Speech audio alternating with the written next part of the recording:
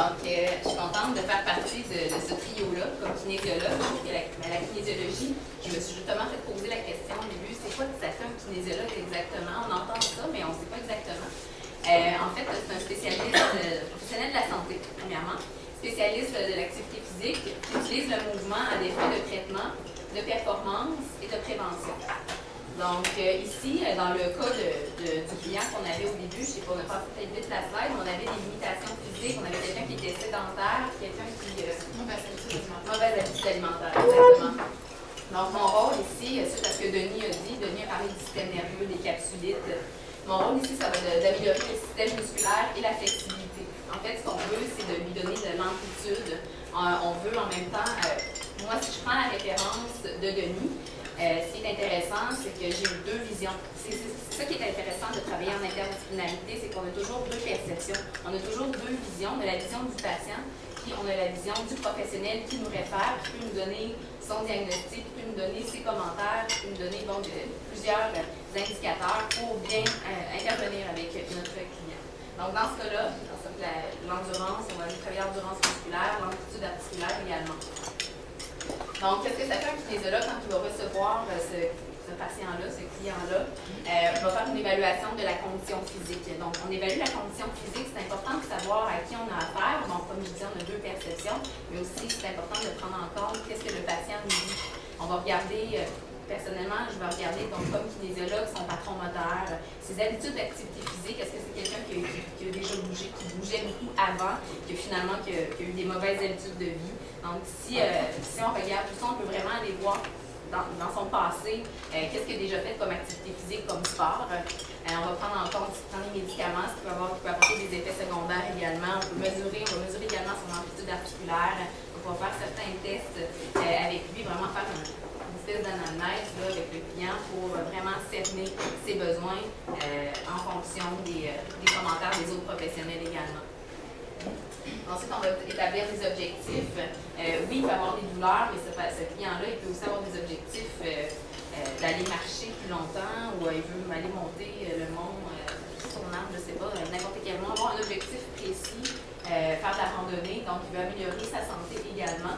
Donc, on établit des objectifs précis. Je pense que dans tous les domaines, c'est la même chose. On a toujours des objectifs qui sont mesurables, atteignables. Le SMART en tant que tel, qui marche aussi pour la santé et à l'atteinte d'objectifs d'activité physique. Ensuite, on va créer un programme d'entraînement personnalisé. Donc, avec tout ça, on va vraiment être capable d'avoir une bonne idée pour créer et prescrire des exercices qui sont spécifiques aux clients. Puis vraiment en fonction des limitations physiques. Là, ça va être très important. Si j'ai une référence d'un chiropraticien, Denis par exemple, je vais savoir que le client a une capsulite, bien, je vais faire attention de lui prescrire des exercices qui vont faire attention à cette région-là, à l'épaule, et pas des exercices qui vont empirer sa situation. Donc ça va être bien important de tenir en compte, puis d'effectuer un suivi. Suivi soit téléphonique ou suivi des programmes d'entraînement privés également. Le client vient de voir à chaque semaine pour voir, on établit toujours les objectifs, on modifie le programme d'entraînement. Des fois, il va le patient, le client va me dire, moi, ça me fait mal à la capsule, je sens que c'est pas l'exercice idéal. On va toujours modifier. C'est toujours important d'avoir vraiment un programme qui va répondre à chaque semaine, donc personnellement, à l'atteinte de ses objectifs en fonction de ses douleurs, en fonction de sa condition physique, ses limitations physiques également. Donc, la prise en charge de la condition physique générale, donc les bénéfices d'avoir un programme personnalisé, c'est vraiment une prise en charge de la condition physique générale et non spécifique. Moi, je ne traiterai pas, je me fais souvent demander, est-ce que tu traites? Non, je ne traiterai pas cette région-là, je vais juste aider à améliorer la condition physique générale du client en fonction de ses limitations, ses capacités physiques, en fonction des références.